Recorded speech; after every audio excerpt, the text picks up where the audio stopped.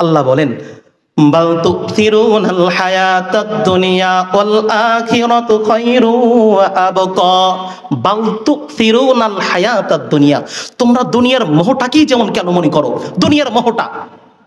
এই আয়াতের তাফসীরে মাআরিফুল কোরআনের মধ্যে এসেছে, যারা হতবাগা বোঝে না তারা দুনিয়াটা নিয়ে মনে করে এই দুনিয়াই তো সবকিছু। কি মনে করে? দুনিয়াই সবকিছু, দুনিয়ার সুখ শান্তি, দুনিয়ার আরাম আয়েশ, এটাই মনে হয় সবকিছু। পরকালে পাবো কিনা দুনিয়াতেই ভোগ বিলাস করি। পরকাল হবে কি হবে না তা না, পরকাল হবেই হবে। বলেন না সুবহানাল্লাহ। আল্লাহ বলেন, ওয়া আন্নাস সাআতা আতিয়াতুন লা রাইবা ফিহা ওয়া আন্নাস সাআতা আতিয়াতুন লা রাইবা ফিহা ওয়া আন্নাল্লাহা ইয়াবআসু মান ফিল কুবুর।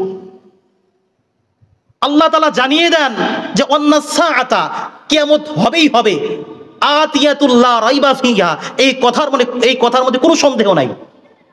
আমরা সবাই জানি যে লা রাইবা মানে সন্দেহ নাই।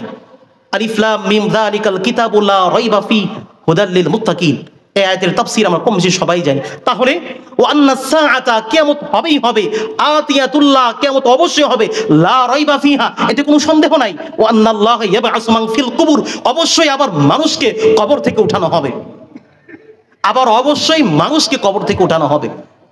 তাহলে আমরা বুঝি আমরা কি করছি। আমাদের বিশ্বাস আমরা মারা যাব, আমাদের আমল হিসাব নিকাশ হবে। যে কথা আমি বলতেছিলাম যে এই দুনিয়া তো সামান্য কয়েকদিনের। আমরা কি হতবাগা যারা, তারা কি করি? আমরা হতবাগা যারা তারা ভাবি যে আচ্ছা এই দুনিয়াটা ভোগ বিলাসের, এখানে করে যাই, পরে যাক, পরকাল যা হবে না হবে। কিন্তু আল্লাহ তাআলা কি বলেন? আল্লাহ তাআলা বলেন, বাল তুসিরুনাল হায়াতাদ দুনিয়া ওয়াল আখিরাতু খায়রু ওয়া আবকা।